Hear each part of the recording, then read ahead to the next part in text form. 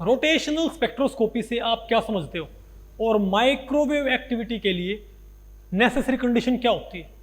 नमस्ते, मेरा नाम अमित दलाल है और इस लेक्चर में हम इन्हीं प्रश्नों के उत्तर खोजने की कोशिश करेंगे।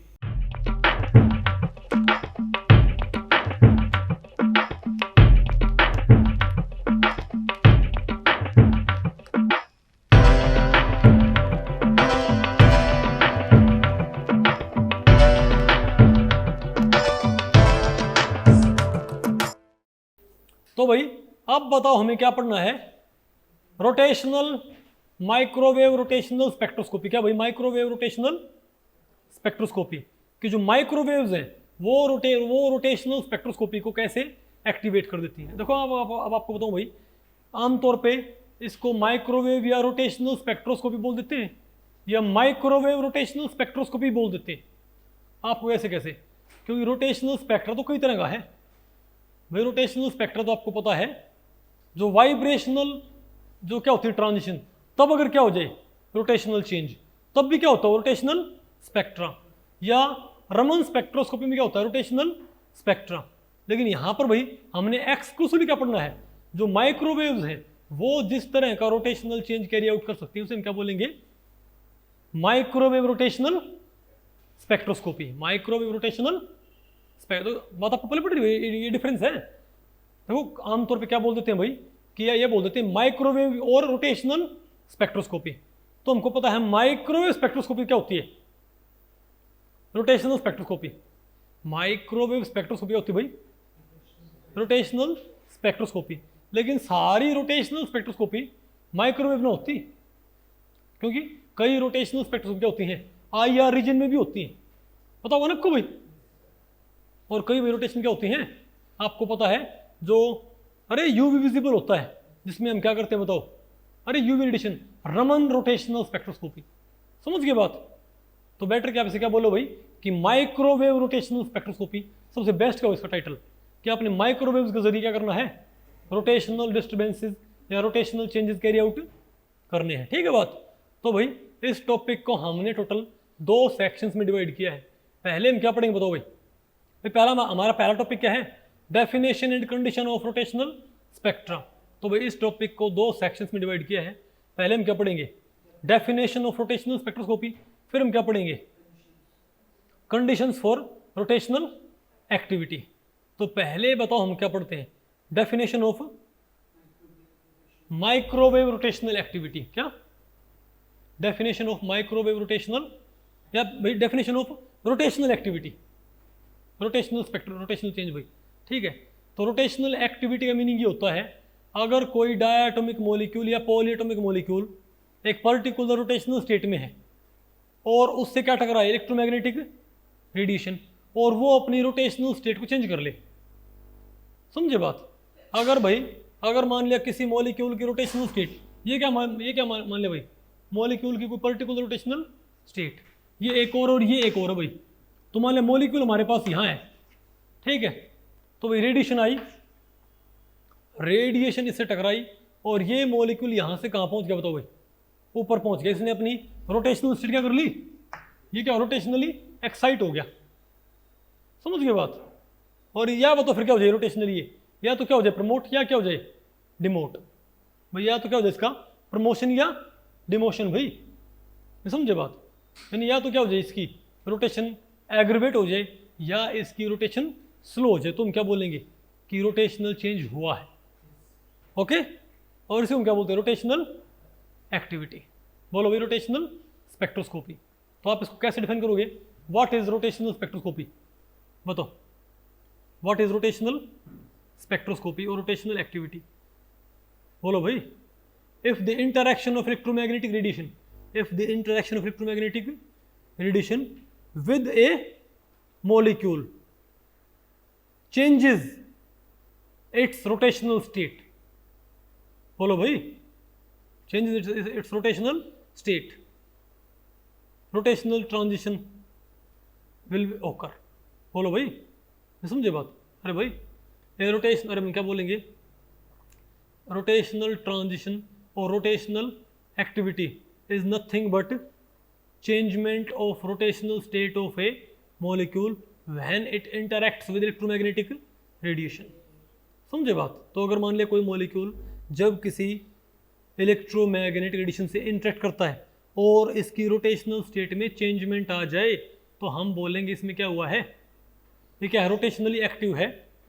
और भाई हम क्या बोलेंगे कि और भाई और आपने इसको एनालाइज कर लो उस अरे भाई उस एब्जॉर्ब्ड रेडिएशन को आपने एनालाइज कर लिया, वो क्या होगा, रोटेशनल स्पेक्ट्रा। बात आपको पहले पड़ गई? अरे बोलो भाई, तो what is rotational spectra? Interaction of electromagnetic radiation with rotational states of matter, interaction of electromagnetic radiation with rotational states of matter, क्या होगा, rotational spectra। आ गया नहीं आपको?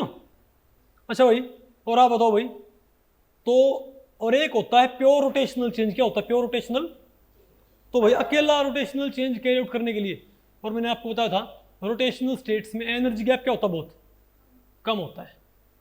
रोटेशनल स्टेट्स में एनर्जी गैप बहुत कम होता है। और ये एनर्जी कहाँ से आती है पता आपको? इलेक्ट्रोमैग्नेटिक स्पेक्ट्रम के माइक्रोवेव रीजन से। जितनी एनर्जी रिक्वायर्ड होती है ना रोटेशनल चेंजेस के लिए, जितनी एनर्जी रिक्वायर्ड होती है, वो एनर्जी किस तरह की इलेक्ट्रोमैग्नेटिक रेडिएशंस के अंदर होती है, माइक्रोवेव रीजन के अंदर भाई। इसीलिए इसका नाम क्या पड़ गया बताओ भाई? इसका एक और नाम क्या पड़ गया, माइक्रोवेव स्पेक्ट्रोस्कोपी। समझ गए बात? अरे बोलो भाई। और अगर कोई मॉलिक्यूल रोटेशनली एक्टिव है, रोटेशनली एक्टिव है मतलब क्या है कि ये इलेक्ट्रोमैग्नेटिक रेडिएशन से इंटरेक्ट करके अपनी रोटेशनल स्टेट चेंज कर सके, उसे हम क्या बोलते हैं, रोटेशनल एक्टिविटी। और मॉलिक्यूल क्या कहलाएगा, रोटेशनली एक्टिव। तो अगर यही काम वो किस रेडिएशन के साथ कर सके बताओ भाई? बोलो भाई, माइक्रोवेव के साथ। तो हम क्या बोलेंगे, क्या है, माइक्रोवेव एक्टिविटी। और मॉलिक्यूल क्या कहलाएगा, माइक्रोवेव एक्टिव। आ गया नहीं आपको ये? अब बताओ भाई, माइक्रोवेव की हम रेंज क्या मानते हैं तकरीबन, बताओ? अगर मैं बात करूं बताओ किसमें भाई, अगर हम बात करें तो किसमें, बोलो भाई? 1 सेंटीमीटर से 100 माइक्रोमीटर। क्या भाई, 1 सेंटीमीटर से 100 ये नहीं तो भाई, ना अरे 100 सेंटीमीटर आएगा आई थिंक, नहीं सॉरी, नहीं तो लैम्डा ये क्या ये। अगर हम बात करें इसमें सेंटीमीटर इनवर्स में, अरे भाई फ्रीक्वेंसी स्केल पे क्या होता है, माइक्रोवेव रीजन फ्रीक्वेंसी स्केल पे क्या होता है, ये रेंज होती है। और वेवलेंथ स्केल पे क्या होता है, 1 सेंटीमीटर से 100 माइक्रोमीटर। और इसको आप किस में कन्वर्ट कर सकते हो तो भाई, सेंटीमीटर इनवर्स में, इजंट इट? और आप इसको भाई किस में कन्वर्ट कर सकते हो, सेंटीमीटर इनवर्स में। ठीक है, तो बताओ आप मुझे बताओ भाई, अगर मैं 100 माइक्रोमीटर के में क्या बनाऊँ, अगर हम 100 माइक्रोमीटर के में क्या बनाए, सेंटीमीटर इनवर्स। बताओ क्या होगा मेरे पास, हम क्या बोलेंगे, यहाँ पर क्या लिखो, माइक्रोमीटर। एक माइक्रोमीटर में कितने सेंटीमीटर होते हैं, बोलो भाई? एक माइक्रोमीटर में कितने सेंटीमीटर होंगे, बोलो भाई? 10 की पावर -6 सेंटीमीटर भाई। क्या कैंसिल हो गया मेरे पास ये, क्या गया? अरे भाई 10 की पावर 6 आ गया मेरे पास, इजंट इट? अरे भाई अरे सॉरी भाई, ना अरे भाई 100 माइक्रोमीटर को पहले काम करो, माइक्रोमीटर 10 की पावर -6 मीटर आ गया। फिर क्या करो, नीचे मीटर ऊपर 10 की पावर 2 सेंटीमीटर। तो माइक्रोमीटर मीटर से मीटर क्या, 10 की पावर -से 10 की पावर -2 आ गया ना भाई, 10 की पावर -2 सेंटीमीटर आ गया। अब क्या बनाओ इसके, सेंटीमीटर इनवर्स। क्या करो भाई, तो माइनस क्या आ गया, 100 सेंटीमीटर इनवर्स। तो हम क्या बोलते हैं, बोलो भाई? तो अगर मुझे किसी में बोलना पड़े इसको सेंटीमीटर इनवर्स, तुम क्या बोलेंगे? तो याद रखियो, माइक्रोमीटर रेंज कहाँ से कहाँ होती है, 1 सेंटीमीटर से 100 माइक्रोमीटर, या 1 सेंटीमीटर इनवर्स से 100 सेंटीमीटर इनवर्स। इसको हम क्या बोलते हैं, माइक्रोवेव रीजन। और इसमें भाई ज़्यादातर मॉलिक्यूल्स की रोटेशनल स्टेट्स इसी रेंज में एब्जॉर्ब करती हैं। आया आपको? अब बताओ क्या है कंडीशन फॉर रोटेशनल एक्टिविटी। हम देखते हैं कि भाई रोटेशनली एक्टिव होने के लिए किसी मॉलिक्यूल की रोटेशनल स्टेट्स को इलेक्ट्रोमैग्नेटिक रेडिएशन से इंटरेक्ट करने के लिए क्या होना चाहिए इसके पास, परमानेंट डाइपोल मोमेंट। तो कंडीशन ये होती है अगर कोई मॉलिक्यूल रोटेशनली एक्टिव होना चाहता है, यानी इसकी रोटेशनल स्टेट्स इंटरेक्ट करना चाहती हैं विद इलेक्ट्रोमैग्नेटिक रेडिएशन, तो क्या होना चाहिए बताओ इसके पास, परमानेंट डाइपोल मोमेंट। आपको ऐसा क्यों, ऐसा भाई इसलिए, आप इसको बड़ी सिंपल बात से सोचोगे कि रोटेशनल एक्टिविटी मीनिंग क्या है। अगर कोई मॉलिक्यूल घूम रहा है, एक पर्टिकुलर रफ्तार से घूम रहा है भाई, अगर एक मॉलिक्यूल एक पर्टिकुलर रफ्तार से घूम रहा है तो वो एक पर्टिकुलर रोटेशनल स्टेट में है ना, इजंट इट। अब कोई उसको पुश कर दे भाई, एक धक्का मार दे भाई, तो उसकी रफ्तार क्या हो जाएगी, बढ़ जाएगी ना, नहीं है क्या आपको भाई, क्या उसकी रफ्तार नहीं बढ़ जाएगी क्या?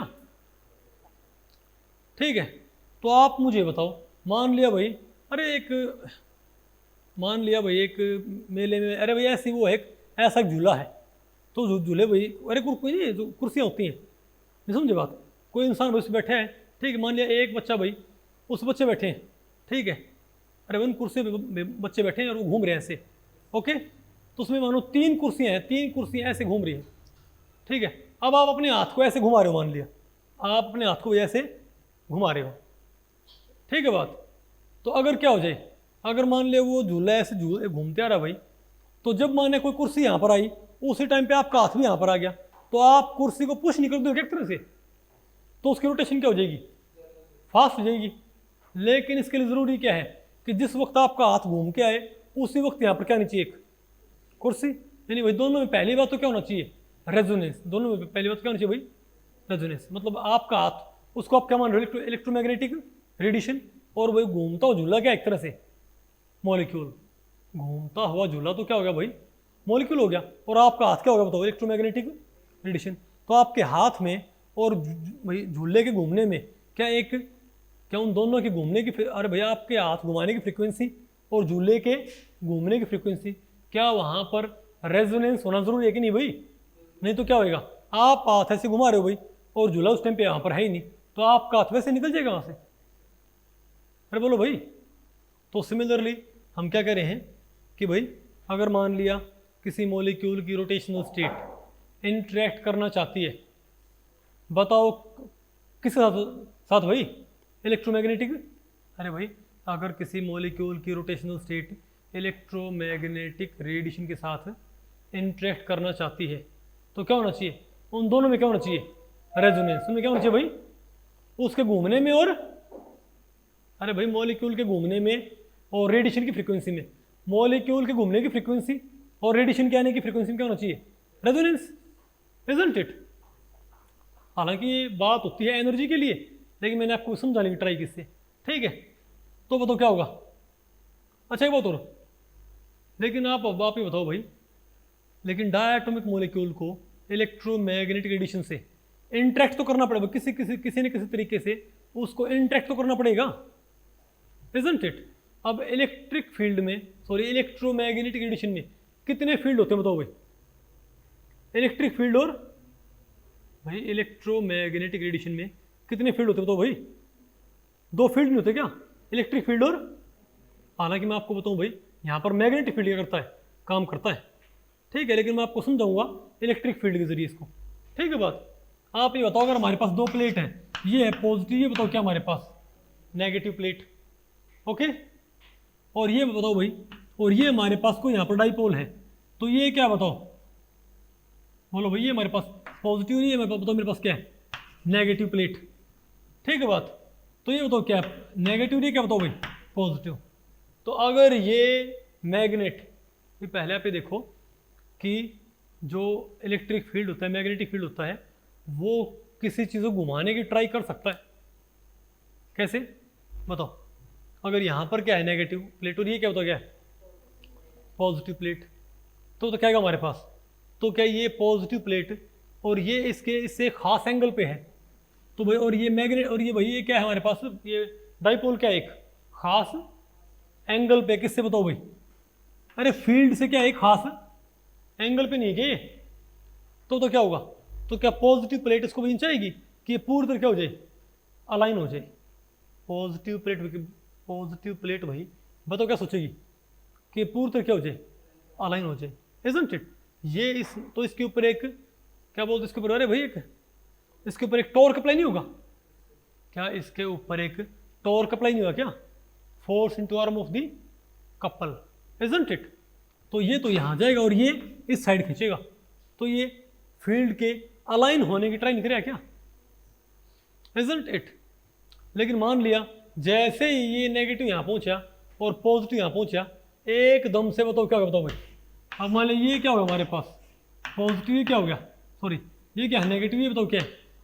अब एकदम से भाई पोलैरिटी क्या होगी, रिवर्ट, क्योंकि आपको पता है इलेक्ट्रोमैग्नेटिक रेडिएशन में पोलैरिटी क्या होता है, रिवर्सल होता है भाई। भाई क्या इलेक्ट्रोमैग्नेटिक रेडिएशन में पोलैरिटी रिवर्सल नहीं होता क्या, पता होगा ना आपको भाई। एक खास भाई क्या होता है बताओ भाई, पॉजिटिव यानी यहाँ से यहाँ पर क्या है, पहले फील्ड बढ़ता है फिर फील्ड घटता है, फिर फील्ड बढ़ता है और फील्ड घटता है, लेकिन उल्टी पोलैरिटी के साथ। तो अगर मान लिया हम यहाँ पर वही एकदम से क्या बना दो भाई, तो जब ये मान लिया घूम के यहाँ पर आया तो ये मैंने क्या बना दिया नेगेटिव, और ये बताओ मैंने क्या बना दिया पॉजिटिव। तो क्या इसके ऊपर भाई अब इसके ऊपर दोबारा से क्या शुरू हो जाएगा, रिपल्शन। तो अब ये प्लेट इसको भी क्या करेगी, रिपेल नहीं करेगी क्या, और ये इसको रिपेल करेगी, ये फिर से क्या करेगा, घूमने ट्राई करेगा। नहीं बात आपको पहले पड़ी क्या, अरे बोलो भाई। तो आपने एक बात देखी कि आप पोलैरिटी रिवर्सल के जरिए, आप पोलैरिटी रिवर्सल के जरिए इसके घूमने को सपोर्ट नहीं कर सकते क्या, इजंट इट। और सिमिलर बात कहाँ होती है बताओ, रोटेशनल स्पेक्ट्रा के अंदर, वहाँ बताओ क्या होता है। तो वह लेकिन आप बताओ भाई, लेकिन अगर डाइपोल, अगर ये डाइपोल इंटरेक्ट करना चाहता है किसके साथ, इस इलेक्ट्रिक फील्ड के साथ, इस ऑसिलेटिंग इलेक्ट्रिक फील्ड के साथ, ठीक है, तो इसके पास क्या होना चाहिए, नेगेटिव और पॉजिटिव डाइपोल भाई। इसके पास क्या होना चाहिए, नेगेटिव और पॉजिटिव। अगर इसके पास नेगेटिव और पॉजिटिव एंड ना होते तो क्या ये फील्ड के साथ इंटरेक्ट कर पाता क्या, नहीं। इसका मतलब भाई अब ये फील्ड तो क्या मान लो आप, इलेक्ट्रोमैग्नेटिक रेडिएशन का, आप भाई फील्ड तो क्या मान ले, इलेक्ट्रोमैग्नेटिक रेडिएशन का, और डाइपोल क्या मान ले, डायटोमिक मॉलिक्यूल को। तो आप बताओ भाई क्या H2 का मॉलिक्यूल, क्या H2 के मॉलिक्यूल में परमानेंट नेगेटिव पॉजिटिव होते हैं क्या, नहीं। इसका मतलब ये भाई रेडिएशन के फील्ड से इंटरेक्ट नहीं कर सकता भाई। तो क्या होगा, रोटेशनली ये इनएक्टिव, क्या होगा रोटेशनली इनएक्टिव। लेकिन अगर मेरे पास क्या है CO, अगर हमारे पास तो क्या भाई ये क्या है पॉजिटिव, तो क्या है नेगेटिव। अगर हमारे पास तो क्या भाई CO है, तब बताओ क्या है हमारे पास, बोलो भाई बताओ। अभी बताओ मेरे पास क्या है, ये पॉजिटिव हाफ साइकिल। अरे भाई अभी बताओ मेरे पास क्या है, पॉजिटिव। आप इसको भाई सिंपली ऐसे इमेजिंग कर सकते हो, ये क्या है पॉजिटिव हाफ साइकिल, और यहाँ बताओ क्या है कार्बन का पॉजिटिव का, कार्बन का। तो अगर मॉलिक्यूल ऐसे घूम रहा है, अगर मॉलिक्यूल ऐसे घूम रहा है, नहीं आ गया आपको, तो भाई यहाँ पर कौन है पॉजिटिव। अब अगर इसके पड़ोस से कोई फोटोन जा रहा है तो ये, अरे भाई हालांकि ये पड़ोस से जाएगा, ये इसके थ्रू जाएगा, पता होगा ना आपको भाई, मॉलिक्यूल क्या करेगा इस फील्ड के थ्रू पास होएगा। लेकिन आप इसको भाई सिंपल मैनर में आप ऐसा समझ लो, अगर मान लिया ये मॉलिक्यूल ऐसे घूम रहा है तो यहाँ पर कौन है पॉजिटिव एंड यहाँ क्या है नेगेटिव। अब अगर यहाँ से कोई फोटोन जाएगा तो उसका पॉजिटिव हाफ साइकिल इसे क्या कर देगा भाई, रिपेल कर देगा ना, और इसे घूमने को एग्रवेट नहीं कर देगा क्या भाई। एक मॉलिक्यूल ऐसे घूम रहा है, नहीं बात आपको पहले पड़ी, इस घूमते घूमते कोई थप्पड़ मार जाए तो और स्पीड से घूमना शुरू कर देगा, और थप्पड़ कौन मारता है, यहाँ से गुजरता हुआ फोटोन। उसका पॉजिटिव हाफ साइकिल क्या मान लो होता नहीं है सब एक्चुअल मैकेनिज्म अलग होता भाई। लेकिन हम क्या मान लिया कि पॉजिटिव हाफ साइकिल किससे इंटरेक्ट कर जाएगा, इसके पॉजिटिव एंड से, और इसको पुश कर देगा और इसे घूमने को नहीं आएगा आपको। अरे बोलो भाई, ये बताओ हमारे पास क्या है, ये हमारे पास कोई मॉलिक्यूल घूम रहा है, कार्बन मोनो या आप HCl मान लो, क्या हमारे पास ये HCl, तो ये तो कौन है H और ये कौन है Cl। तो क्या HCl घूम रहा है ना, देखो भाई अब ये पॉजिटिव घूम के कहाँ पर आ गया, यहाँ पर, फिर यहाँ पर, फिर यहाँ पर, फिर यहाँ पर। तो क्या इसका डाइपोल घूम रहा है क्या, किन घूम रहा है भाई। तो इसके डाइपोल की घूमने की जो फ्रिक्वेंसी है, इसके डाइपोल के घूमने की जो फ्रीक्वेंसी है बताओ ये किससे मैच करी, बताओ भाई। अरे इसके साथ बताओ क्या है। तो देखो भाई अब ये बताओ क्या है, पॉजिटिव किसके नज़दीक है ये, पॉजिटिव के।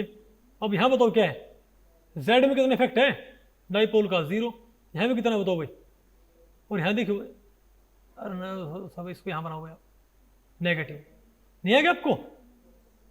अरे बोलो भाई ये यहाँ बना दो, यहाँ बना दो। तो एक तरह से जब पड़ोस से कौन जाएगा, एक फील्ड जाएगा, इलेक्ट्रोमैग्नेटिक रेडिएशन जाएगी, तो उसके जो पॉजिटिव और नेगेटिव क्या होते हैं, हाफ साइकिल, वो इस घूमते हुए डाइपोल से इंटरेक्ट कर सकते हैं भाई, और एनर्जी ट्रांसफर। बोलो भाई अगर कोई डाइपोल घूम रहा है उसके क्या उसके अंदर नेगेटिव पॉजिटिव होते हैं। जब कोई परमानेंट डाइपोल मोमेंट वाला मॉलिक्यूल घूमता है तो उसमें नेगेटिव पॉजिटिव होते हैं क्या, क्या इलेक्ट्रोमैग्नेटिक रेडिएशन में नेगेटिव पॉजिटिव होते हैं क्या। तो नेगेटिव पॉजिटिव से इंटरेक्ट नहीं कर सकते क्या। तो इसीलिए जब किसी घूमते हुए मॉलिक्यूल के नज़दीक से क्या गुजरती, कोई लाइट गुजरती है या उसके ऊपर लाइट पड़ती है, तो उस लाइट के नेगेटिव पॉजिटिव किससे इंटरेक्ट कर जाएंगे बताओ भाई, उस डाइपोल के नेगेटिव पॉजिटिव से, और एनर्जी ट्रांसफ़र कर देंगे भाई। और जब एनर्जी ट्रांसफर हो जाएगा तो मॉलिक्यूल की रोटेशनल स्टेट हो जाएगी अप। नहीं है क्या आपको। तो भाई यहाँ बताओ, लेकिन आपने कहा देखिए भाई अगर इसके पास नेगेटिव पॉजिटिव ना होते, मान लीजिए ये न्यूट्रल भी क्या होता, ये दोनों न्यूट्रल होते, तो भाई पड़ोस से गुजरने वाला फोटोन इसके साथ कुछ भी इंट्रैक्शन नहीं कर पाता ना। तो ये मॉलिक्यूल तो क्या होता है हमारे पास, ये रोटेशनली इनएक्टिव है, माइक्रोवेव इनएक्टिव। ओके तो बताओ क्या आई कंडीशन, तो हम क्या बोलेंगे, what is the condition for rotational activity, there should be. भाई हालांकि ग्रुप थ्योरी से मैंने आपको ये बहुत ही डिटेल्ड मैंने आपको पढ़ा रखा है ना, कंडीशन फॉर रोटेशनल एक्टिविटी या आईआर एक्टिविटी। तो बताओ हमारे पास क्या कंडीशन आई है, बोलो भाई। There should be permanent dipole moment. भाई कोई मॉलिक्यूल रोटेशनली या माइक्रोवेव एक्टिव कब होएगा, उसमें क्या परमानेंट डाइपोल मोमेंट। तो बताओ H2 क्या होगा, माइक्रोवेव रोटेशनल एक्टिव होगा क्या, H2 माइक्रोवेव रोटेशनल एक्टिव होगा क्या, नहीं, no permanent dipole moment. CH4 देखो भाई क्या ये रोटेशनल एक्टिव होगा माइक्रोवेव में, माइक्रोवेव रीजन में भी क्या होगा रोटेशनली इनएक्टिव। क्यों, आपको यहाँ पर तो भाई डाइपोल तो है, यहाँ पर 4 डाइपोल रहे भाई, इसके पास डाइपोल 4, लेकिन कोई नेट डाइपोल मोमेंट तो नहीं है। क्यों, कार्बन के पास क्या है, 2 तो क्या है ऊपर, और 2 बताओ क्या है बताओ भाई। अरे भाई CH4 में क्या है, तो इन 2 का तो क्या आएगा, इन 2 का नेट कहाँ बनेगा ऊपर, इन 2 का नेट कहाँ बनेगा, तो उन दोनों के डाइपोल आपस में क्या कर जाएंगे, कैंसल आउट। तो इसके पास कोई नेट डाइपोल मोमेंट नहीं रहेगा। तो ये भी बताओ क्या हो जाएगा, रोटेशनली इनएक्टिव। नहीं है क्या आपको। HF क्या होगा, एक्टिव। CO क्या होगा, एक्टिव। क्योंकि भाई CO में क्या बताओ, कार्बन मोनोऑक्साइड में क्या है, ये क्या है, लेस इलेक्ट्रोनेगेटिव, क्या है मोर इलेक्ट्रोनेगेटिव। तो ये भाई डेंसिटी खींच लेगा, ये क्या जाएगा माइनस, ये क्या जाएगा प्लस, परमानेंट डाइपोल मोमेंट है क्या। तो क्या ये माइक्रोवेव रीजन में एब्जॉर्ब करेगा, बिल्कुल। और बताओ भाई क्वेश्चन बताओ, which of the following molecule is rotationally inactive. तो इनमें से कौन सा रोटेशनली एक्टिव है, OCF, परमानेंट डाइपोल मोमेंट है भाई। आपको कैसे कैसे भाई, ऐसे OCF, यहाँ पर O है, बोलो भाई, और क्या है C, और क्या है बताओ भाई, F है, ओ सुनी, अरे OCF बताओ भाई। अरे मैंने FOC बना दिया, और कार्बन की वैलेंसी कैसे पूरी करेंगे फिर, ठीक है बताओ क्या है, तो OCF। अब बताओ भाई यहाँ पर मैं आपको पता, कार्बन के एक डाइपोल बनेगा यहाँ, एक डाइपोल बनेगा यहाँ, क्योंकि कार्बन से दोनों ही क्या है मोर इलेक्ट्रोनेगेटिव, लेकिन दोनों डाइपोल क्या इक्वल नहीं होंगे भाई, अपोजिट तो होंगे, डायरेक्शन क्या होंगे अपोजिट, लेकिन इक्वल ना हो ना। ज़्यादा कौन सा बनेगा, CF वाला भाई, क्योंकि यहाँ पर क्या है ज़्यादा इलेक्ट्रोनेगेटिविटी डिफरेंस, ये कम बनेगा ना। तो नेट डाइपोल कहाँ आएगा, इस साइड। तो इसके पास क्या परमानेंट डाइपोल मोमेंट है कि नहीं है, बोलो भाई। तो what is the condition for microwave और rotational activity? There should be permanent dipole moment. ठीक है बात? तो बोलो भाई, तो CO2 में नहीं है, HCl भी है, CO भी है। आगे आपको और बोलो भाई। अच्छा और बताओ, तो आपने बात देखी भाई। अच्छा और बताओ, the energy required for rotational disturbance come from, ये बताओ भाई, रोटेशनल डिस्टर्बेंसेस के लिए जो एनर्जी रिक्वायर्ड होती है वो कहाँ से आती है? बताओ। ये कहता है IR रीजन से, UV विजिबल से, किसी से भी नहीं। अरे यहाँ पर लिखो माइक्रोवेव, यहाँ पर आप क्या लिखो भाई? माइक्रो। और यहाँ पर क्या लिखो? Gamma region. ये क्या क्या बोलो भाई? अरे यहाँ पर क्या लिखो? माइक्रोवेव। होएगा? क्यों नहीं होएगा? नहीं, माइक्रोवेव। प्योर रोटेशनल स्पेक्ट्रा हमेशा किसमें होता है? माइक्रोवेव में। आ गया ना आपको भाई? तो भाई इस लेक्चर में इतना ही। अगर इस लेक्चर के बारे में आपके कुछ प्रश्न या सुझाव हैं तो आप मुझे नीचे कमेंट सेक्शन में पूछ सकते हैं, मैं उनके उत्तर देने की पूरी कोशिश करूंगा। तो ठीक है, मिलते हैं अगले लेक्चर में, तब तक के लिए नमस्ते।